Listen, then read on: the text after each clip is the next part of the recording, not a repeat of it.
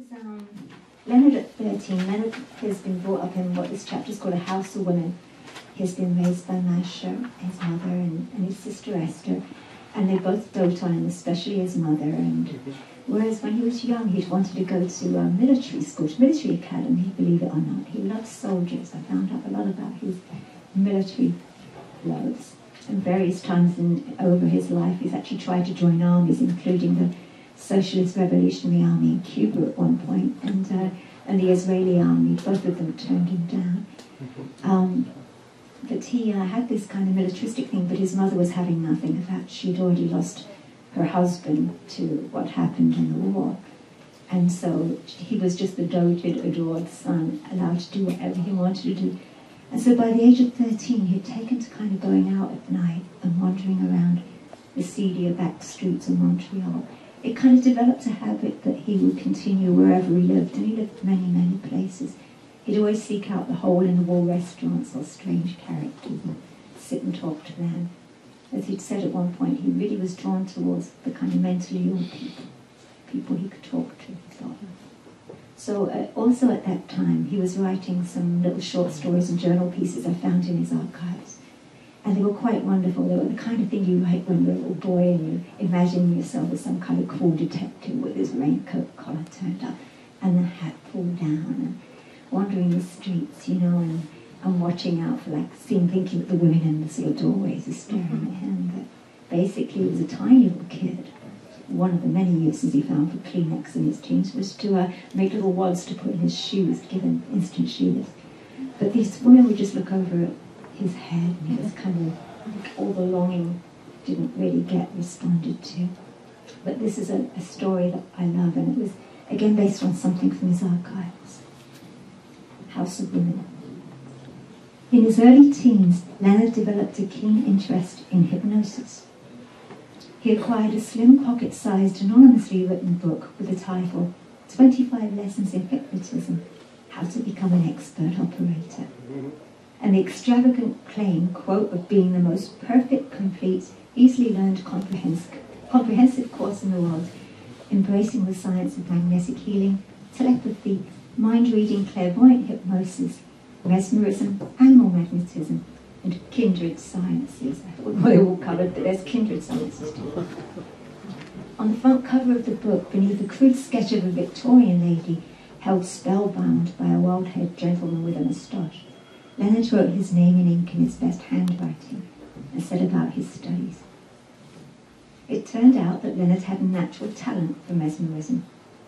Finding instant success with domestic animals, he moved on to the domestic staff.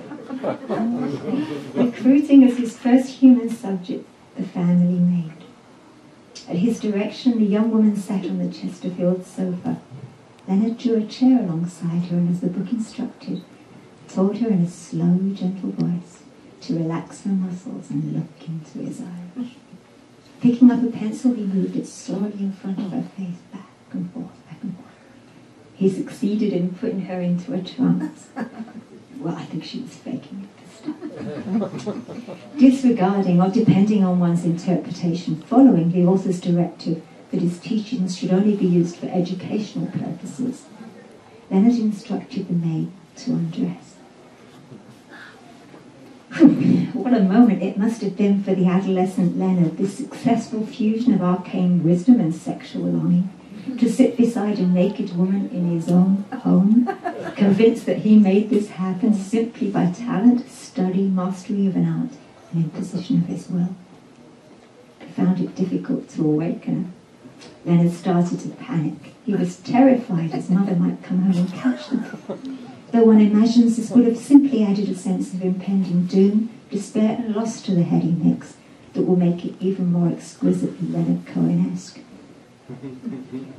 Chapter 2 of the Hypnotism Manual, yes, I did read it, but I haven't got the skills, might have been written as career advice to the singer and performer Leonard would become. It cautioned against any appearance of levity and instructed, your features should be firm, set, and stern. Be quiet in all your actions, let your voice grow lower, lower, till just above a whisper. Pause a moment or two. You will fail if you try to hurry. When Leonard recreated the episode in his 20s in The Favourite Game, that was his first novel, he wrote, quote, "He had never seen a woman so naked. He was astonished, happy and frightened before all the spiritual authorities of the universe. Then he sat back to stare. This is what he had waited for so long to see. 13 years. He wasn't disappointed, and never has been." Although this is ascribed to his fictionalized alter ego, it's hard to imagine these sentiments were not Leonard's own. Decades later, he will still say, quote, "I don't think a man ever gets over that first sight of the naked woman. I think that's Eve standing over him.